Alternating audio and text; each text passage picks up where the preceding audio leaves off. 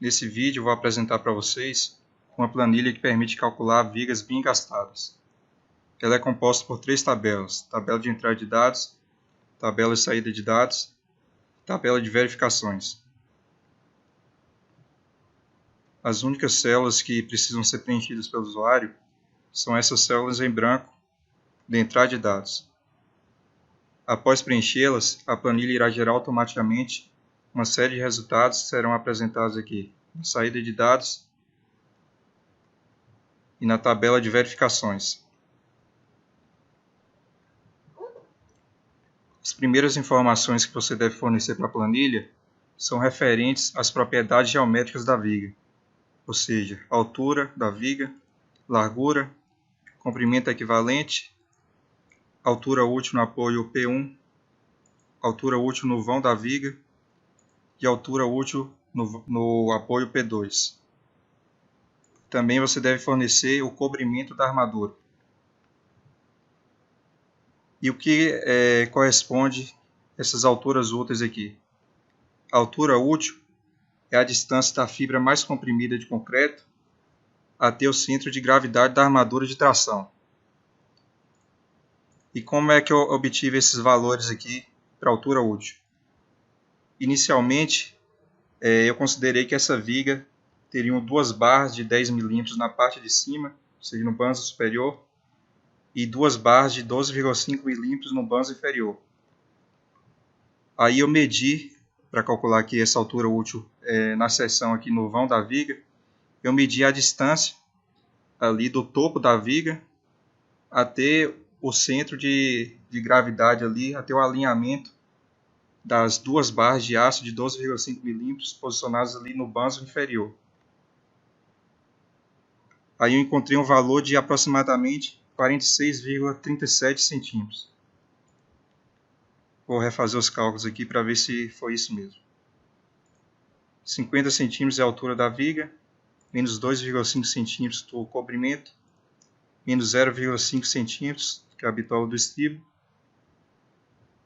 menos 1,25, que é a bitola da armadura que eu posicionei ali no banzo inferior, dividido por 2. 46,37 aproximadamente. Eu fiz a mesma coisa para encontrar aqui a altura útil nas seções do apoio P1 e apoio P2. Aí, depois terminei de preencher aqui todas as entradas de dados e verifiquei que a planilha calculou 4 barras de aço para a armadura positiva, ou seja, a armadura ali do banzo inferior da viga. E para as armaduras negativas, aqui nos apoios P1 e P2, a planilha previu a necessidade de 2 barras de 10 mm. Aí eu vim aqui e desenhei a seção dessa viga. Coloquei 2 barras de 10 mm aqui no banzo superior e 4 barras de 12,5 mm no banzo inferior. Essas barras aqui do banzo inferior eu coloquei em 2 camadas, sendo que as barras da primeira camada estão afastadas 2 centímetros. As barras aqui da primeira camada estão afastadas 2 centímetros das barras da segunda camada. Coloquei o cobrimento aqui de 2,5 centímetros. E para pegar o valor dessa altura útil aqui na seção, no meio da viga, no vão da viga, eu peguei aqui a distância do banzo superior, que é o banzo comprimido, até o centro de gravidade aqui das armaduras, que corresponde a esse ponto aqui, entre as barras da primeira e da segunda camada. Fazendo isso, eu encontrei que a altura útil seria de 44,5 centímetros, aproximadamente. Então, eu mudei aqui para 44,5. Aqui nos apoios, o banzo inferior corresponde ao banzo comprimido e o banzo superior corresponde ao banzo tracionado. Então, para medir a altura útil ali das seções do apoio, peguei a distância aqui do banzo comprimido até o centro de gravidade das armaduras aqui. Encontrei aproximadamente 46,5 centímetros para essa altura útil. Coloquei 46,5 aqui e aqui. E conferi novamente as armaduras. Veja que essa mudança na altura útil não mudou a quantidade de barras, elas permaneceram as mesmas. Então, esse processo aqui é um processo interativo. Depois eu precisei informar aqui as propriedades dos materiais que compõem a viga, ou seja, o FCK do concreto, a tensão de escoamento do aço, que no caso do aço CA50 é 500 MPa, o peso específico do concreto e a tensão de escoamento do aço que compõe os estribos. Depois informei aqui os coeficientes de ponderação γF e γS. γF corresponde o coeficiente utilizado para majorar os esforços e também para minorar a resistência do concreto. E γS é o coeficiente utilizado para minorar a resistência do aço. Nessas células aqui, você deve fornecer carregamento proveniente da reação de apoio das lajes, a carga de parede e uma eventual carga adicional que possa estar atuando na viga. Você não é obrigado a preencher essas células aqui, mas se você quiser que essas informações constem no memorial de cálculo, você deve preenchê-las. Esses valores aqui não são utilizados para realizar cálculo nenhum na planilha, eles só são inseridos aqui para aparecer no memorial de cálculo. Então, se você quiser, você pode deixar tudo com valor zero aqui. Em seguida, é preciso fornecer os esforços solicitantes nessa viga, com seus valores característicos. E esses esforços são momento fletor, ali no apoio P1, esforço cortante no apoio P1, momento fletor máximo no vão da viga, esforço cortante ali no ponto da viga onde ocorre o momento fletor máximo, momento fletor no apoio P2 e esforço cortante no apoio P2. Todos esses valores aqui devem ser inseridos em módulo, ou seja, não deve ser inserido valor negativo nessas células. E onde eu obtive os valores desses esforços aqui? Eu utilizei um software chamado FTOO, que você encontra na internet para baixar gratuitamente. Existem vários vídeos no YouTube ensinando como utilizá-lo. É um software bem simples. Se você dedicar algumas horas do seu tempo para assistir vídeos no YouTube, você aprende a usá-lo. Então, nesse software aqui, eu desenhei uma viga com 5 metros de comprimento e submetido a um carregamento de 20 kN por metro. E coloquei aqui nas extremidades dessa viga apoios semi-rígidos, com esse valor de rigidez aqui. Depois cliquei aqui e defini a altura da seção e a largura da seção dessa viga. Escolhi uma viga com seção retangular. Depois vim aqui e coloquei e defini o material que iria compor essa viga, no caso concreto, com essas propriedades aqui. Feito isso, eu cliquei aqui e obtive o diagrama de momento fletor. Então eu peguei esse momento fletor aqui no vão da viga e o momento fletor nos apoios da viga. E inseri aqui. Depois pedi para o programa gerar o diagrama de esforço cortante e peguei o esforço cortante aqui nos apoios e inseri aqui. No ponto onde ocorre o momento fletor máximo, o esforço cortante é nulo. Então coloquei o valor zero aqui. Depois eu defini as bitolas das armaduras, ou seja, a bitola da armadura de pele, bitola da armadura negativa no apoio P1, a bitola da armadura negativa no apoio P2 e a bitola da armadura positiva no vão da viga. E também a bitola dos estribos. Por fim, eu preenchi essas células aqui, que contêm os parâmetros que são necessários para fazer o cálculo da ancoragem da armadura positiva da viga. Eu não lembro o nome dessa letra grega aqui, mas eu vou chamar de N. Então, os parâmetros para o cálculo da ancoragem são esses valores aqui de N1, N2, N3 e o comprimento disponível para ancoragem no apoio P1 e no apoio P2. Esses parâmetros aqui, N1, N2 e N3, vocês podem obter do item 9.3.2 da NBR 6118/2014. Perceba que várias células dessa planilha possuem esse tracinho vermelho aqui no canto superior direito.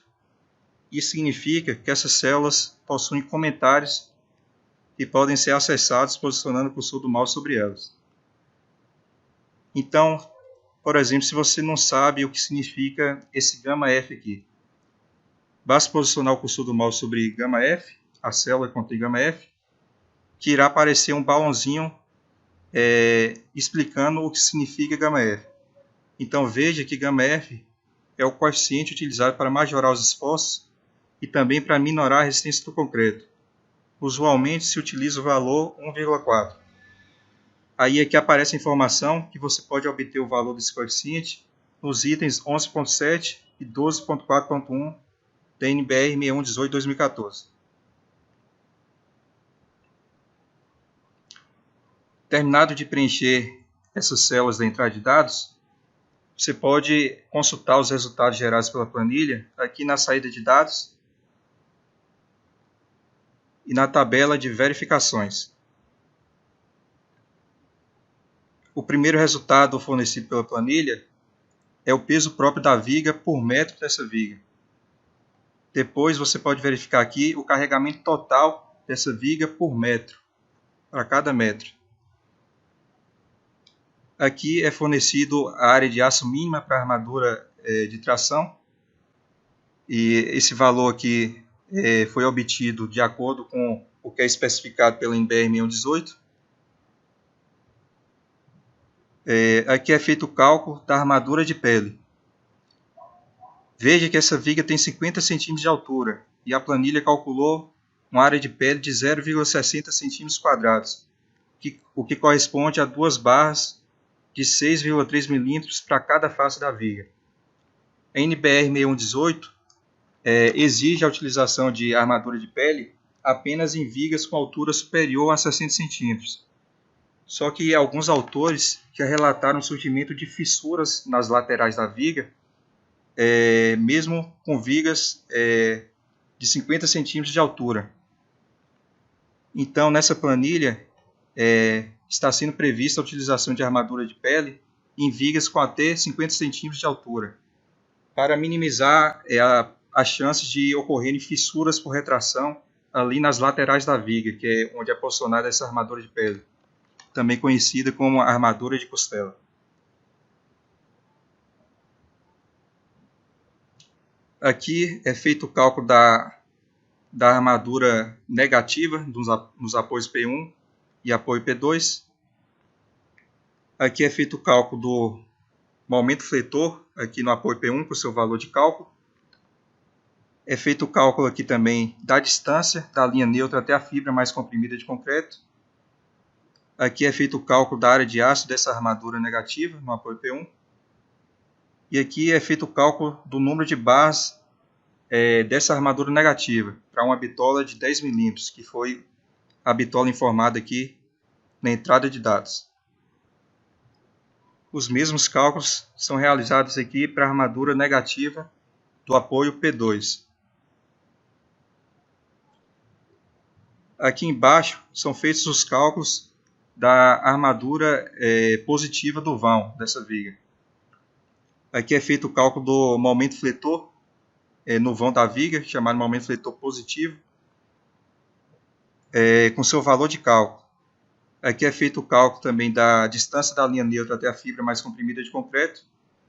E aqui é feito o cálculo da armadura positiva. É feito o cálculo da área de aço da armadura positiva, que a armadura é utilizada para resistir aos esforços de tração gerados pelo momento fletor positivo. Então, para essa área de aço aqui, são necessárias 4 barras de 12,5 mm, que foi a bitola informada aqui para a armadura positiva no vão da viga. Aqui embaixo é feito o cálculo da armadura transversal, ou seja, a armadura composta por estribos. O primeiro resultado aqui corresponde à área de aço mínima para essa armadura transversal, por metro da viga. Esse segundo resultado aqui corresponde ao esforço cortante mínimo. Ou seja, nos trechos da viga onde o esforço cortante é menor ou igual a esse valor aqui, é utilizado a armadura mínima. Aqui é o espaçamento dos estribos para os trechos da viga onde são utilizados a armadura mínima. Aqui é feito o cálculo do esforço cortante de cálculo no apoio P1, que é 70 kN, e aqui é feito o cálculo da armadura transversal para resistir a esse esforço cortante.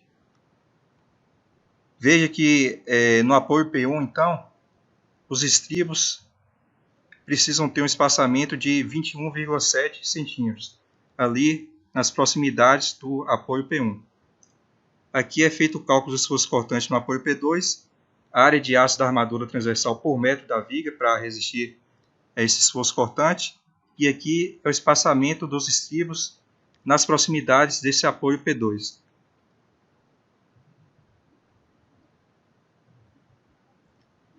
Aqui é feito o cálculo da ancoragem da armadura positiva no apoio P1 e no apoio P2.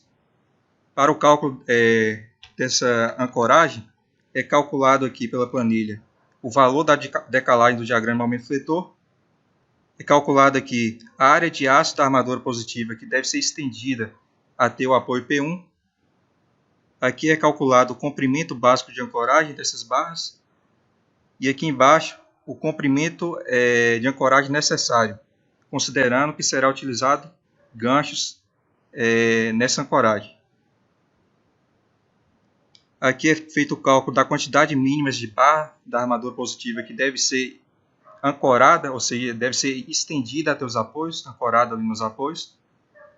E aqui é feito o cálculo da área de aço de grampo. E o que seria essa área de aço de grampo? Se por acaso esse comprimento de ancoragem necessário aqui fosse superior ao comprimento disponível para fazer ancoragem, seria necessário compensar essa falta de comprimento para fazer ancoragem, aumentando a área de aço ali nos apoios, aumentando a área de aço da armadura positiva ali nos apoios. Isso pode ser feito utilizando uma armadura chamada de grampo. Essa armadura tem um formato de U, que é posicionada ali nos apoios, na parte inferior da viga. Como o comprimento de ancoragem necessário aqui foi inferior ao comprimento disponível, ou seja, a gente tem comprimento disponível suficiente para fazer a ancoragem das barras, não foi necessário essa área de aço adicional aqui para a realização da ancoragem. Os mesmos cálculos foram feitos aqui para a ancoragem da armadura positiva no apoio P2.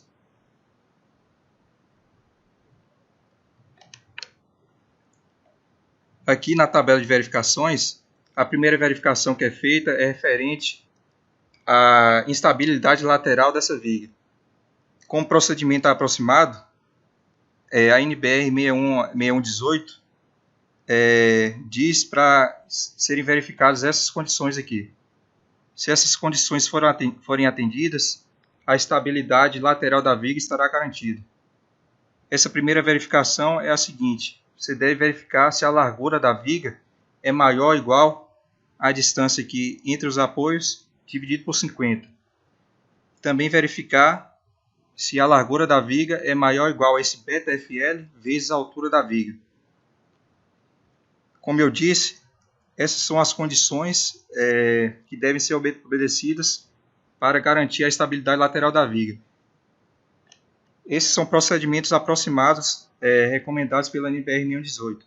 Mas mesmo que essas condições aqui não sejam atendidas, a estabilidade lateral da viga poderá estar garantida se por acaso existir laje ali apoiada no seu banco superior, ou seja, no seu banco comprimido. Ou então, se for uma viga de fundação, uma viga baldrame, a estabilidade lateral também poderá estar garantida devido ao confinamento de solo. Aqui é feita a verificação contra a armadura longitudinal máxima, ou seja, a área de aço da armadura longitudinal em qualquer seção da viga não pode ser superior a 4% da área da seção transversal dessa viga. Aqui é feito o cálculo aqui é feita a verificação quanto à segurança contra a ruptura das diagonais comprimidas de concreto, ou seja, se os esforços cortantes de cálculo máximos que ocorrem ali nos apoios P1 e P2 forem inferior a esse esforço resistente aqui, essa força cortante resistente de cálculo aqui, relativa à ruína das diagonais comprimidas de concreto, se esses valores forem inferiores a esse valor aqui da resistência, estará garantida a segurança da viga contra a ruptura das diagonais comprimidas de concreto. Você pode obter mais informações sobre essa verificação posicionando o cursor do mouse sobre essa célula aqui. Aí veja o que aparece. A força cortante resistente de cálculo, que é esse VRD2, relativa à ruína das diagonais comprimidas de concreto, deve ser maior ou igual que a força cortante solicitante de cálculo, VSD. Ou seja, o esforço cortante de cálculo máximo atuando nessa viga deve ser inferior à força cortante resistente de cálculo relativa à ruína das diagonais comprimidas de concreto. Se isso for obedecido, estará garantida a segurança contra a ruína dessas diagonais comprimidas de concreto. Aqui é feita a verificação quanto ao espaçamento dos estribos. Para uma viga com essas propriedades informadas aqui na entrada de dados, a NBR 6118 especifica que o espaçamento longitudinal entre os estribos e o espaçamento transversal entre os ramos desses estribos, para o apoio aqui P1 e para os estribos do apoio P2, esse espaçamento não pode ultrapassar esses valores aqui. E como esses valores foram calculados? Para entender como esses valores foram calculados, basta posicionar o cursor do mouse aqui sobre essas células, que irá aparecer um balãozinho explicando. Então, esses são os critérios obtidos lá da NBR 6118 para fazer o cálculo do espaçamento máximo entre os estribos e espaçamento máximo entre os ramos dos estribos.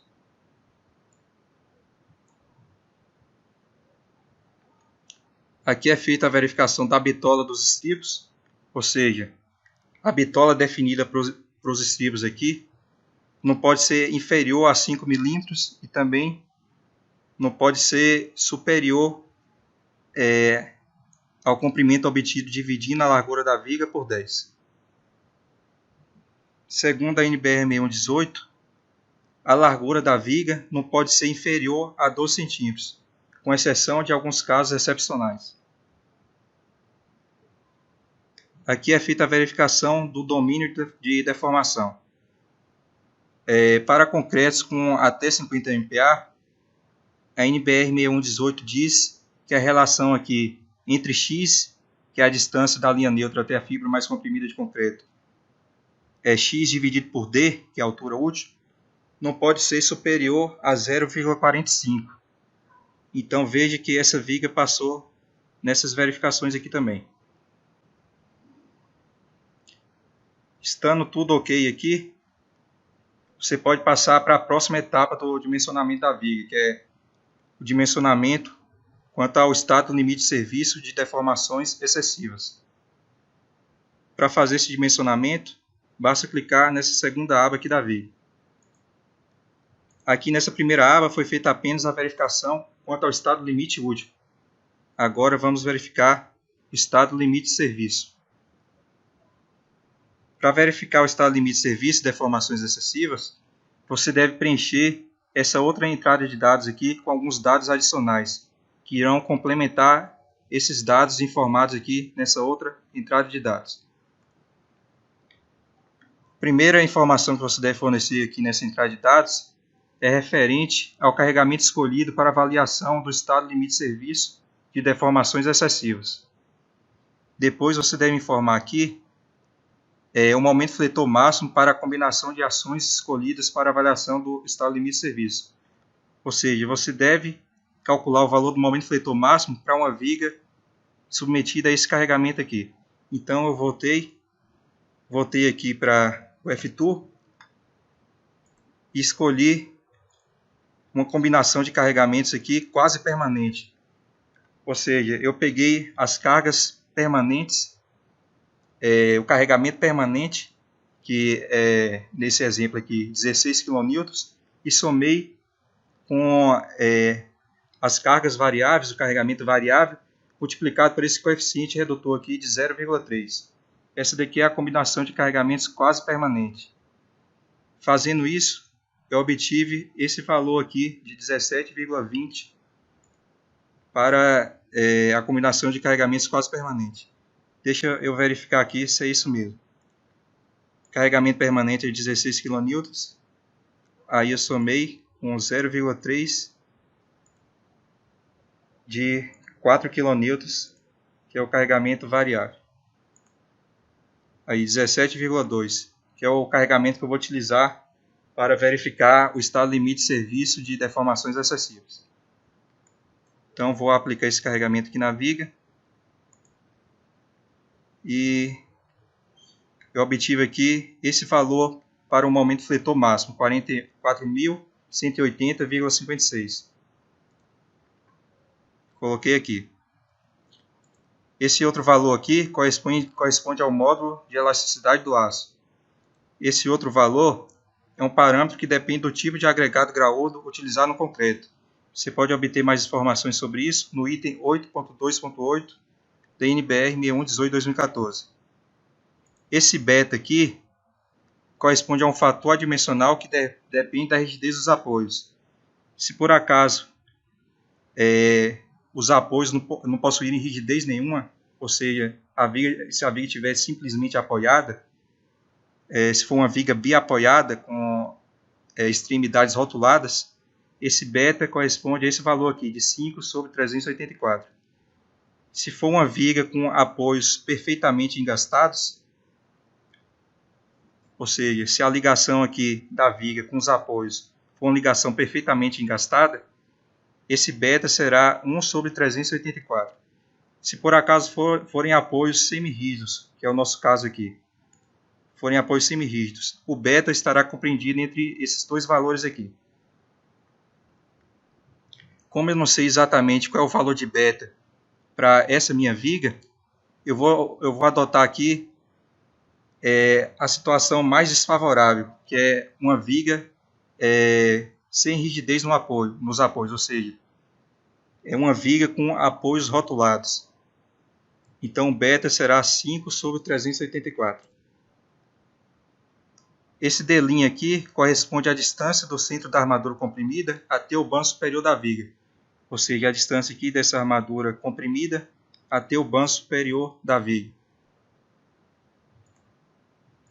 No caso aqui de duas barras de 10 mm ou 3/8 na região superior da viga, que é a região comprimida, a área de aço de duas barras de 10 mm corresponde a 1,57 cm², que foi o valor que eu coloquei aqui. Esse T0 aqui é o período entre a concretagem da viga e a remoção das escoras. Se por acaso a viga permanecer escorada por 2 semanas, então esse T0 aqui corresponde a aproximadamente 0,5 meses. Aqui deve ser inserido o valor da contraflecha dessa viga. Se por acaso você quiser utilizar uma contraflecha, basta inserir o valor dessa contraflecha aqui. E isso daqui é o valor da flecha máxima admissível.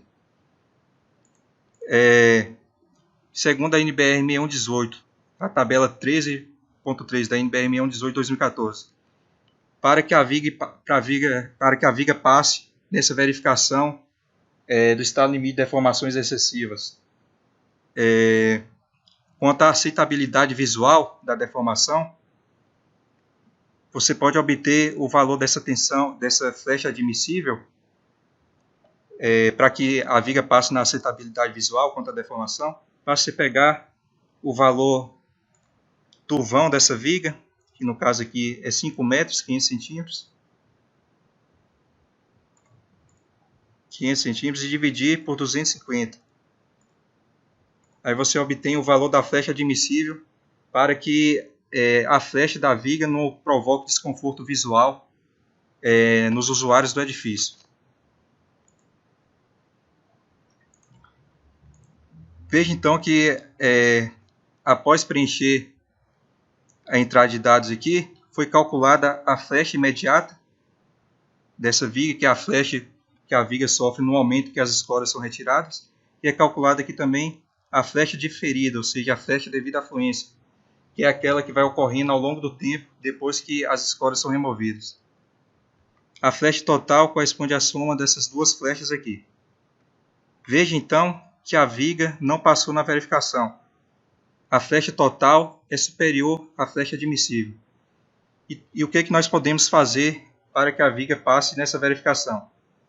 Existe uma série de medidas que podemos adotar. Uma delas é aumentar a altura da viga. Aumentando a altura da viga, nós aumentamos sua rigidez. Então, aumentando para 60 aqui, veja que a flecha diminuiu. Só que às vezes, por imposição da arquitetura ou por algum outro motivo, nós não podemos aumentar a altura da viga. Então, precisamos adotar outra solução. Outra coisa que pode ser feita para reduzir essa flecha é aumentar o FCK do concreto. Então, aumentando aqui para 30 MPa, veja que ocorre uma redução da flecha também. Vou voltar aqui para 20 MPa. Outra coisa que a gente pode fazer para reduzir essa flecha é aumentar a área de aço dessa armadura positiva. Então, vamos dobrar aqui a área de aço dessa armadura, a armadura comprimida. Vamos dobrar a área de aço dessa armadura comprimida e ver o quanto a flecha reduz. Não reduziu o suficiente. O que mais pode ser feito para reduzir essa flecha? Podemos aumentar o tempo em que essa viga permanece escorada. Então, de 2 semanas, ou seja, meio mês, eu vou passar aqui para 1 mês. Ou seja, vamos supor que essa viga permanece escorada por 1 mês. Então, aumentando a área de aço da armadura comprimida e aumentando o tempo que a viga permanece escorada, a flecha reduz o suficiente para que a viga passe nessa verificação. Só que existe uma solução mais barata do que essas que foram adotadas aqui. Vou voltar aqui para 1,57 e aqui para 0,5 meses. A solução mais barata para reduzir a flecha dessa viga é aplicar uma contraflecha. Então, aplicando uma contraflecha aqui de 1 centímetro, a viga passa nessa verificação. Então, terminado de dimensionar a viga quanto ao estado limite útil e quanto ao estado limite de deformações excessivas, você pode consultar o memorial de cálculo nessa terceira aba aqui, onde estão o passo a passo dos cálculos que foram realizados pela planilha.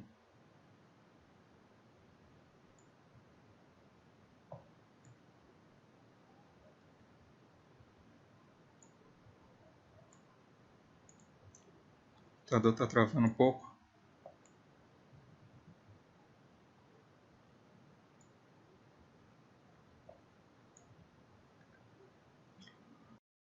Se você quiser gerar o memorial em formato PDF, basta vir aqui na primeira aba e clicar em imprimir memorial.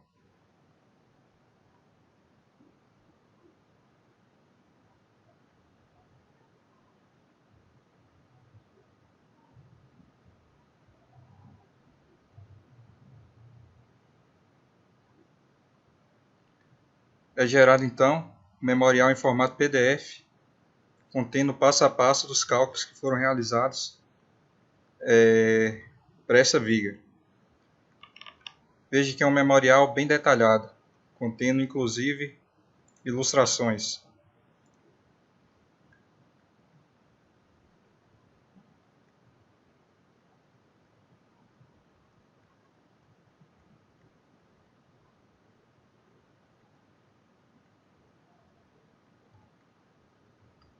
Para salvar esse memorial, basta vir aqui em Arquivo, clicar em Salvar como. Aí você define o local onde você quer salvar.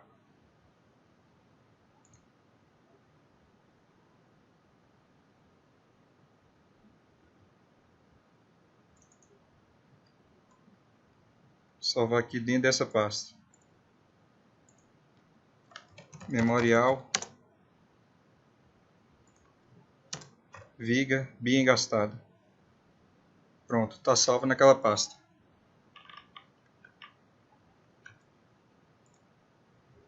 Se eu quiser editar esse memorial, colocando, por exemplo, aqui o logo da minha empresa, os meus dados profissionais, basta eu vir aqui, inserir algumas linhas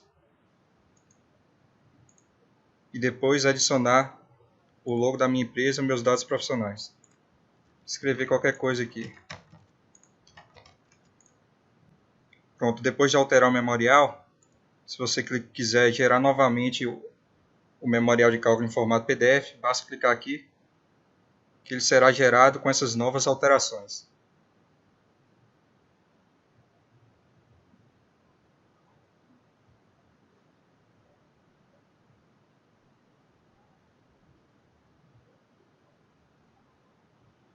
Aqui, as alterações que eu fiz no memorial apareceram aqui. Você pode adicionar, como eu disse, o logo da sua empresa ou seus dados profissionais, caso você queira. Esse memorial é útil tanto para o cliente, que você pode apresentar, né, a memória de cálculo, quanto para o estudante que não sabe como dimensionar uma viga, que pode vir aqui nesse memorial e aprender o passo a passo de como é feito o dimensionamento.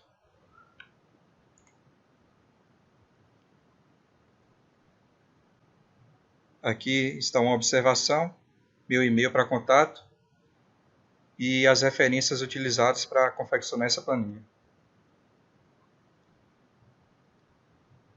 Era isso que eu tinha para mostrar para vocês nesse vídeo. Espero que vocês tenham gostado da planilha.